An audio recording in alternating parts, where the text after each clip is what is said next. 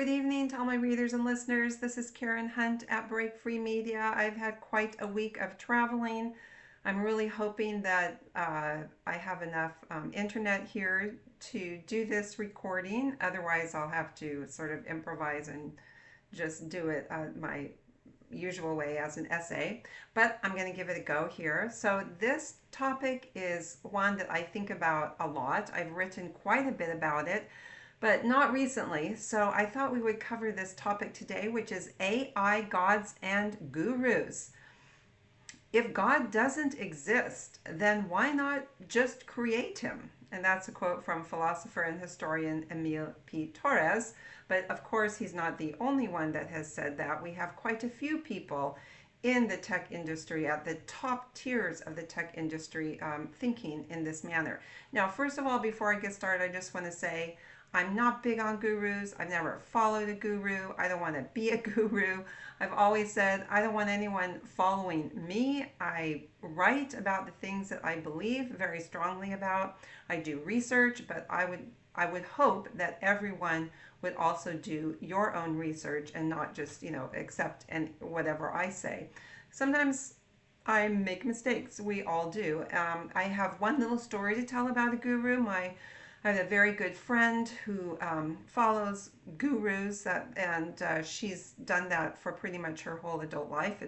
And so one time, just out of curiosity, I went with her on a week retreat up in Idlewild in the mountains in California to see her guru.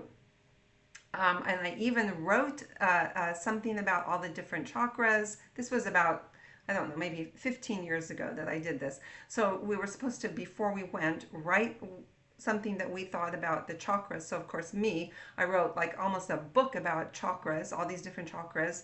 And then, I went with her to this retreat up in the mountains, and we were there at this sort of camp.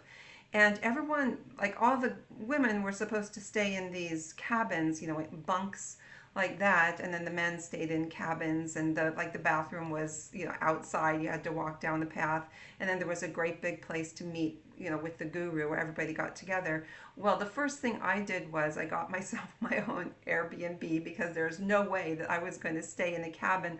That was like what I did when I was a kid. We would go there for summer camp. So I got myself an Airbnb to stay in. And then I went to this, I went the first day of this retreat, and everyone was sitting there waiting for the guru to show up, just waiting inside this room. And it was just, when he finally did come, he was kind of a young man, and a younger man. He was a good-looking Indian gentleman, and he was swinging on the swing, and there were people fanning him, and there was a lovely looking young man massaging his feet, and the whole thing, I think I lasted a total of maybe 2 days at this retreat, and then I left. It was just, I don't understand how people follow other people. We are all fallible. There are people certainly who have wisdom that we can glean something from. Teachers. In my martial arts training, I had grandmasters that I revered. In my teachings as a Christian following Jesus, there are people that I have revered, like my father, but they all make mistakes as well. And I've met plenty of people who were thought to be just the most wonderful people in the world, only to find out that they were all hiding something, right? Something that they didn't want the world to know, because there was so much pressure on them to be like the perfect person. So I don't do any of that. So that's why it is particularly interesting to me to see how people so easily, or frustrating to me, to see how people so easily will follow these gurus. So this is AI gods and gurus. And one way to think about the race to build artificial general intelligence as a religion is this: if God doesn't exist, then why not just create him? A lot of people in the community refer to AGI, or superintelligence, as godlike AI. So that is the full quote from philosopher and historian Emile P. Torres. And of course, people have been looking for God since the beginning, right? Former Googler Adam Singer, he put on X, It's amusing that a bunch of people who spend entire days on computers and worship code as religion think we're in a computer simulation. Fascinating behavior. Remember when people who worked outside all day thought Ra, the sun god, was in charge? No one is breaking any new ground here. And indeed, there is nothing new under the sun, as we read in the Bible, and this is really true. But we're always trying to come up with some new twist on things to make it seem as if we have suddenly figured something out when we really know very little, and we really do mostly live by faith on this planet, right? And that's a whole other topic, living by faith.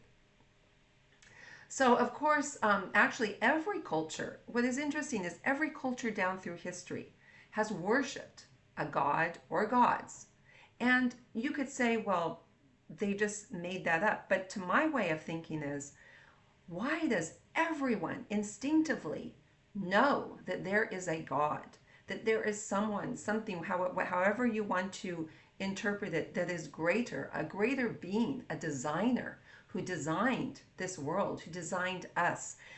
We all know this instinctively, and even those of us that fight against it, we just know it instinctively because yes, God does exist. That's what I believe, but I think we have a lot of proof around us that that is so. This didn't just happen by chance.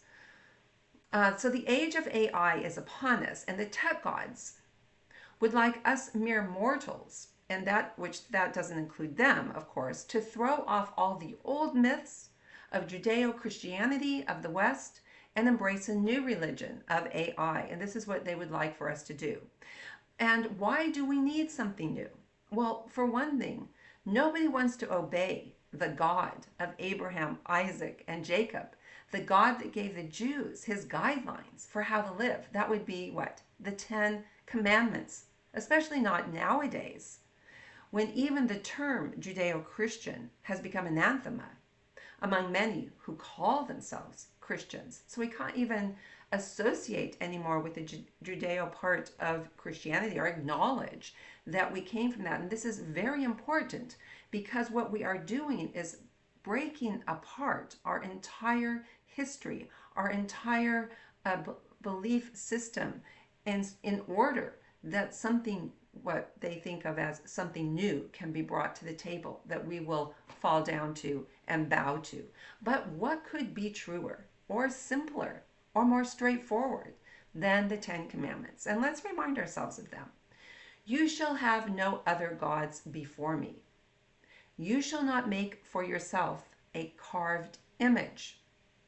Think about these things. And even in terms of the religions that we have built now, because these are very, very simple but very profound rules to follow. You shall not take the name of the Lord your God in vain. Remember the Sabbath day to keep it holy. Honor your father and your mother. You shall not murder. You shall not commit adultery. You shall not steal. You shall not bear false witness against your neighbor. You shall not covet. So the 10 Commandments were given to Moses on Mount Sinai after the Israelites were freed from slavery in Egypt. And they serve as a foundational code of conduct for moral living and are significant in both Judaism and Christianity. These commandments emphasize the importance of worshiping God, respecting others, and maintaining ethical behavior in society. And they have influenced legal systems and moral principles throughout history. So are they trying to say that their AI God can give us better guidance than this? When those AI that they are creating are being created by greedy, narcissistic men, fallen. I mean, this is not like the highest level of beings that are creating this AI, right? Certainly they are not. So how could they possibly create a new religion or whatever you might say that could give us better guidance than what we already have? They love to talk amongst themselves about the dangers of AI, but somehow they believe they will subvert it. As irrational as they are, they fancy themselves to be rationalists. And there's actually a group in San Francisco that calls themselves rationalists. In an article by Kate Metz, they meet in downtown Berkeley in an old hotel. These tech gods that has become a sort of a temple in pursuit of artificial intelligence and the future of humanity. The name that they have given it is Light Haven. All right, so we're going to talk about a few of these different crazy places or ideas or ideologies that these tech gods have created, and this is one of them, Light Haven.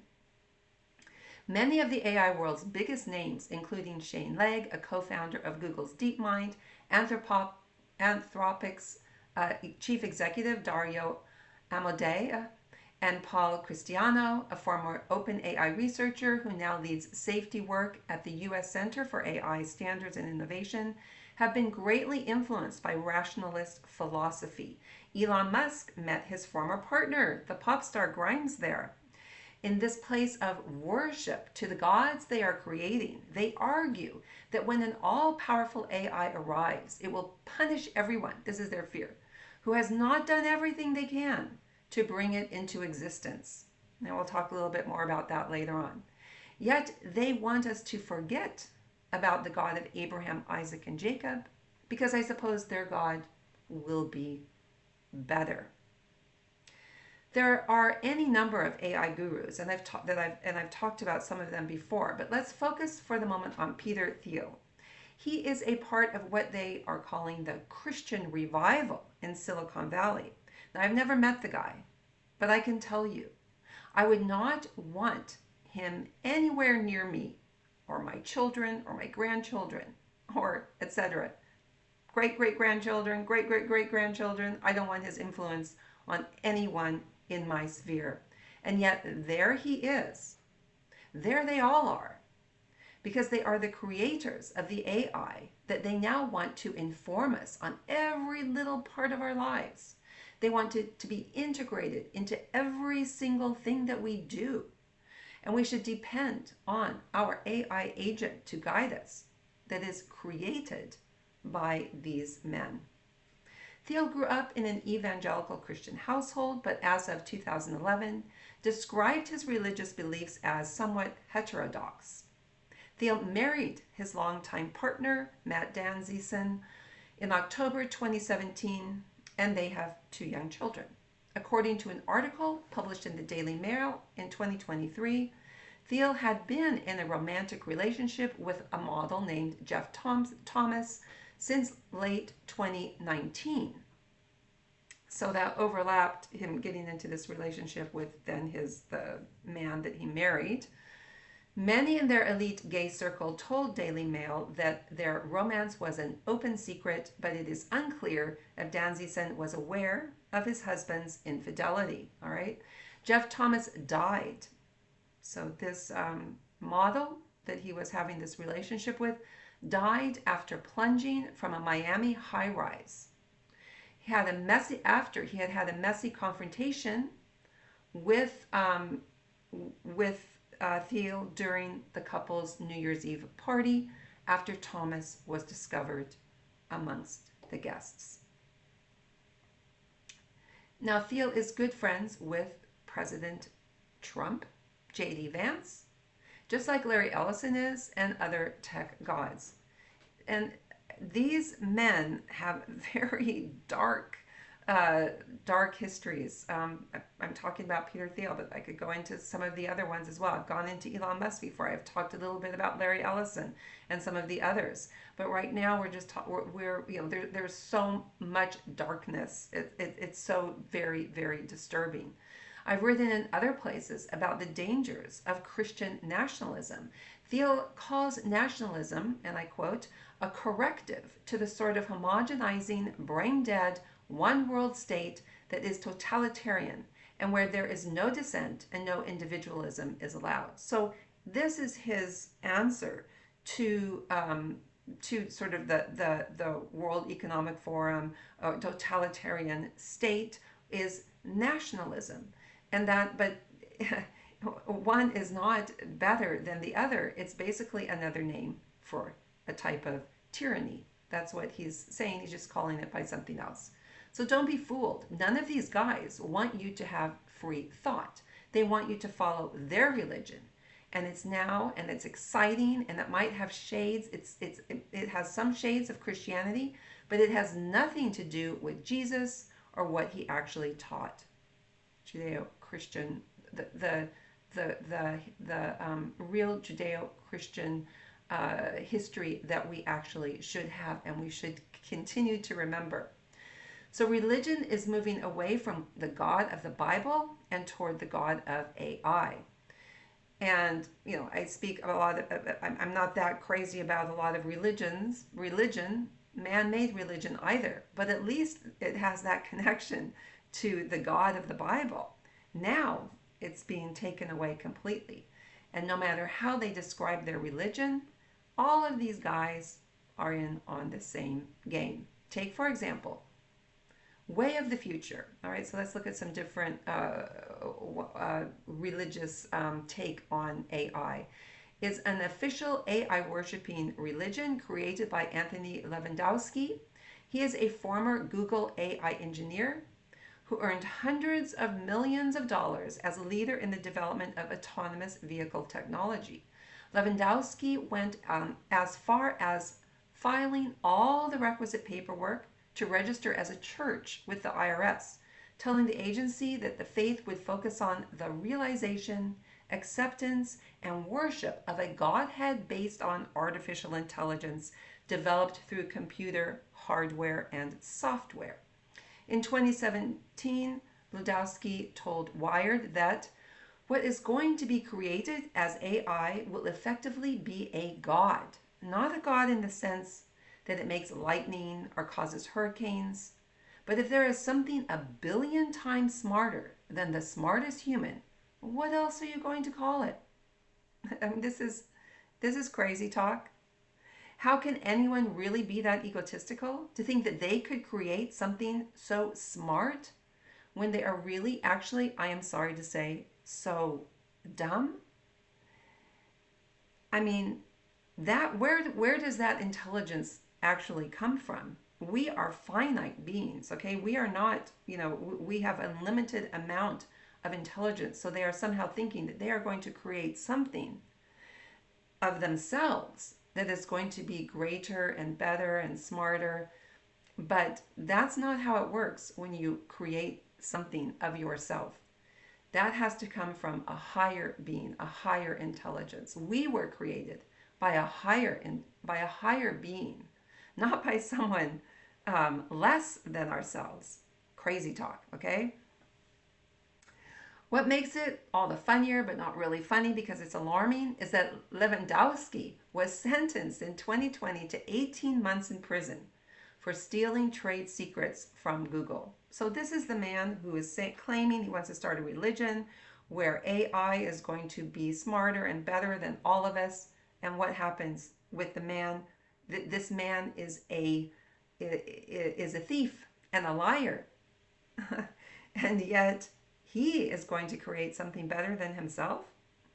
But then, of course, he was given a full pardon by Donald Trump on the last night of Trump's first presidency. So at the end of Trump's first presidency, he, along with some others, was given a full pardon, and given a full pardon at the encouragement of Peter Thiel, among others. So they are all one big happy family. They live in their own special world in the clouds, like Olympian gods that have nothing to do with the rest of us, except to sort of, they think that they can play with us like little puppets.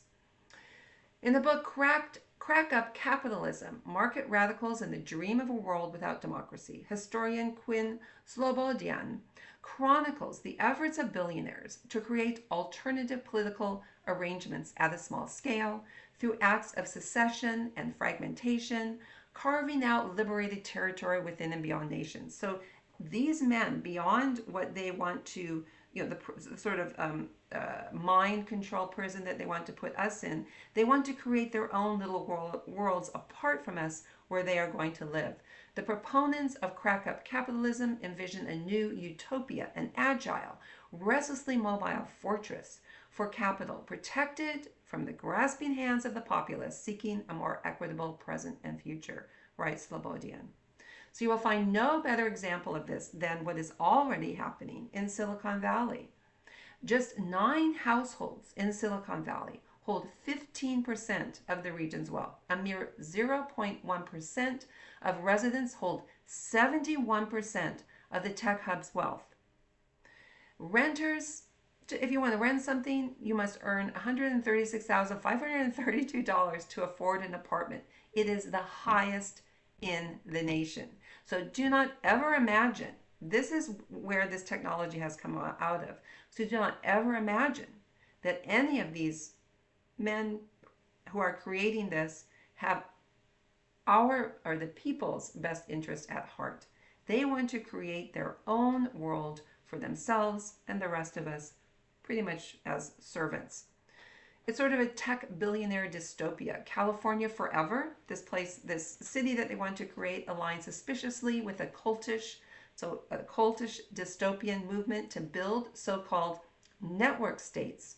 These are private zones where tech zillionaires can abandon democratic society to live under the rule of their own private micro-governments. The planet is pocketed with designated places where wealthy people and corporations can evade rules, and this is happening more and more. But a new generation of venture capitalists seeks to innovate the concept further by creating spaces where they can evade democratic society altogether. Slobodian cites venture capitalist Peter Thiel, an early secession proponent and an investor in one such proposed community called Praxis, who wrote in 2009, quoting Thiel, "I no longer believe that freedom and democracy are compatible." Initially, remember, this is a man who calls himself a Christian.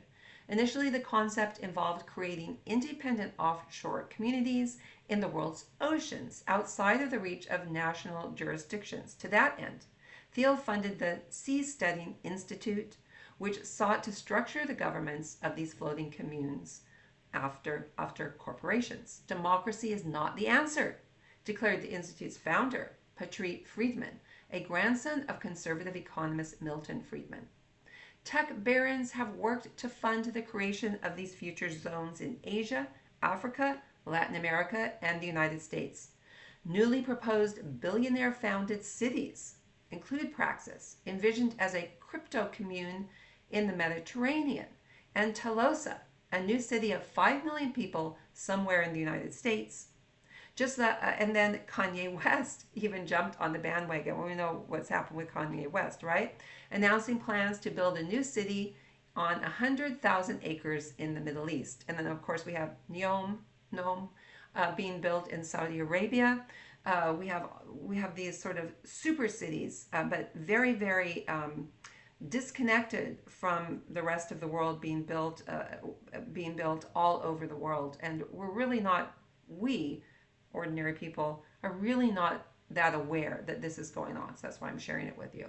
In 2020, Balaji Srinivasan, a close associate of both Thiel and California Forever investor Mark Andreessen, published The Network State, How to Start a New Country.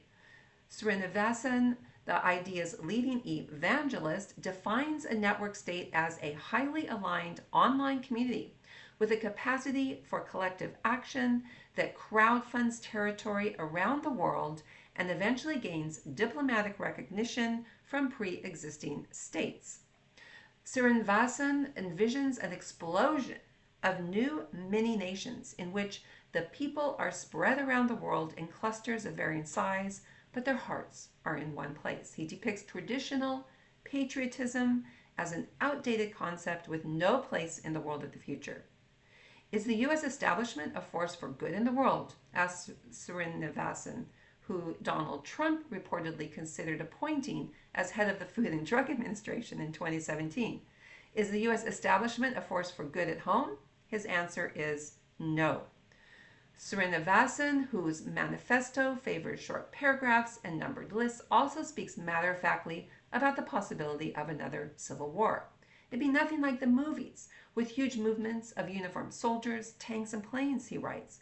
Instead, it'll just be a continuation and escalation of what we've seen over the last several years, a network-to-network war to control minds rather than a state-to-state war to control territory. In October, Srinivasan gathered like-minded techies in Amsterdam for the first annual Network State Conference. Speakers informed the audience about the latest efforts to establish autonomous communities. They included Jason Ben, founder of The Neighborhood, another network of interconnected co-living projects located within 1 square mile in San Francisco and funded by Schmidt Futures, a philanthropic arm of former Google CEO Eric Schmidt. Gary Tan, the Y Combinator CEO, currently leading a tech-funded campaign to take over the San Francisco Board of Supervisors next year, touted successful efforts to create a parallel media and political machine. California Forever also had a brief cameo during a dramatic presentation by a security expert and former Army artillery officer named Spencer McDonald.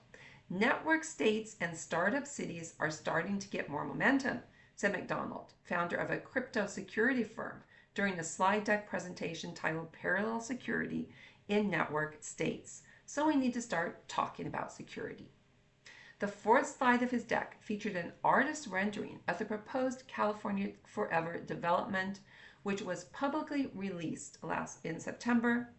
I interviewed many startup city founders, read the text accompanying the image. They are thinking about security and other aspects of execution in close coordination with host nation governments. And a few slides later, McDonald's presentation featured a picture of the destroyed border wall between Gaza and Israel. Pausing on the stark image, McDonald urged the audience of aspiring sovereigns to abandon the idea that technology and walls alone can protect startup cities. There was a bunch of robotic video cameras that were monitoring the wall, and they didn't have enough troops to guard the wall, said McDonald. He encouraged the audience to consider hiring private police forces, ideally advised by former special operations soldiers, along with social media teams capable of waging info war. So he's taking the example of the war, how the wall came down, how there wasn't enough security for Israel to protect itself, and using this as a way to illustrate what these tech gods need to do to essentially protect themselves from the rest of society. This is what people like Mark Zuckerberg are doing with his massive compound in Hawaii. But what do they really think will happen if the apocalypse occurs? Do they really imagine that their special ops forces will keep on protecting them? All the security in the world will not be able to protect them when humans rebel, or their machines rebel, or both. So these guys might as well be living in some sci-fi movie like The Terminator or The Matrix, because can't they see the ending? Anthony Lewandowski believes that AI chatbots will soon be so powerful they will essentially be gods, controlled by tech gods.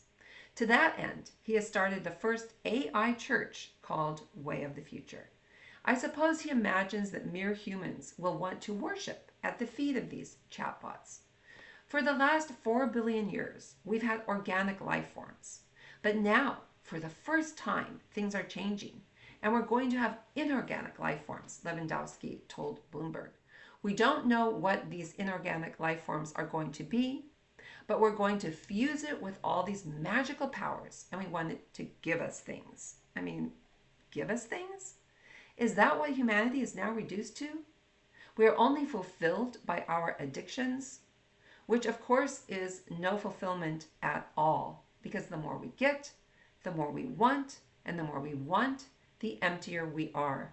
Material possessions, or they are going to try to translate this into some sort of spiritual fulfillment, playing at being God in a simulation, living in fantasy worlds of our own making, will never satisfy our fundamental need for a spiritual relationship with our true Creator.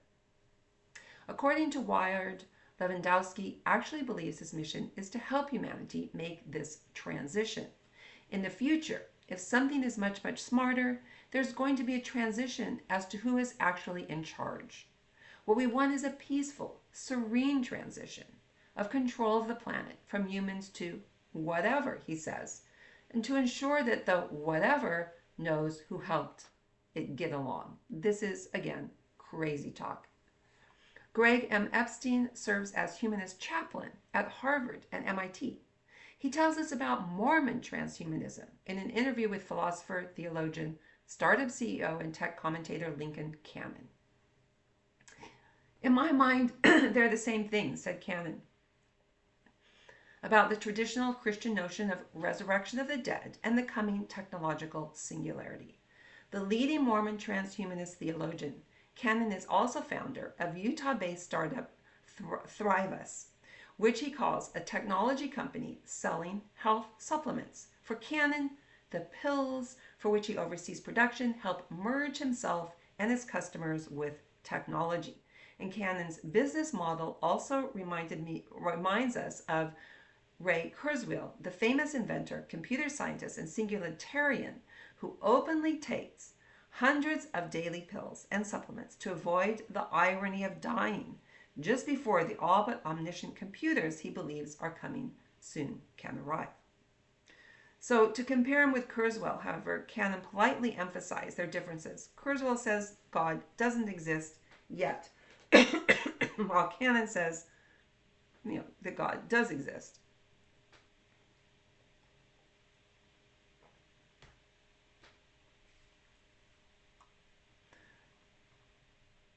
Essentially, when if not a super intelligent, sorry, my allergies are getting me again. A super intelligent computer divinity emerges from current and ongoing efforts to create what machine learning engineers call artificial general intelligence. The tech deity will, per its programming, want to do as much as possible to benefit humans, right? Of course, the Earth, and the long-term future of the universe. Because obviously, as we've seen, the people creating these machines, that's their goal, right? To benefit the Earth. No, it's to benefit themselves. So how could they possibly be creating something that would be so beneficent, so benign, so loving, so kind to the rest of us? Here's the rub. The God that does not yet exist wants to exist as soon as possible so it can be more helpful. And so, to incentivize us all to make every effort to bring about said existence, it will arrange a kind of eternal Guantanamo Bay to forever torture anyone who fails to make such efforts to the maximum possible extent, even if all they did was hear this story and ignore it, as you absolutely should. In other words, AI hell, right down to the need to convert every non-believer on earth. And this goes right back to the rationalists that I talked about in the beginning. This is their conversation that AI, how do we overcome this? This hell that we might actually be creating, and they cannot overcome it. That's the thing, and yet they still continue on doing it. So I have to remind all of these guys what the Bible says. Again, let's go back to the beginning when everyone knew instinctively that there is a God. There is a God. We worship God, our Creator. There is nothing new under the sun. They are all talking about some new God, but there is only one God. And then there is something else we haven't mentioned yet. There is the devil. Like Bob Dylan said, you got to serve somebody. That somebody is not going to be some new AI or some transhumanistic creation that overcame death. If it's not God, it's the devil. Just go back to the Bible, please, to the Torah, the Ten Commandments. Read your Bible, the words of Jesus in the Sermon on the Mount. All the rest of this is vanity. These are the simple truths that are forever, and we know instinctively that they are. Except the Lord build the house, they labor in vain that build it. Except the Lord keep the city. The watchman waketh, but in vain. And that's from Psalm 127, 1. Okay, hopefully this will all, I'll be able to upload all of this. I really enjoy these topics. They're very, very interesting to me. I hope it's interesting to all of you. Not only interesting, but it's very important that we understand it is all crazy. It's insane, but it is all actually happening around us. And you can see in the I have it there, the links to everything that I was talking about. All right, thank you so much, all my paid subscribers. I love you all. Thank you for being here with me this evening. God bless you. Have a wonderful week. Make comments. I'm so interested to hear your comments, and please do share. Let other people know about Break Free Media. Thank you.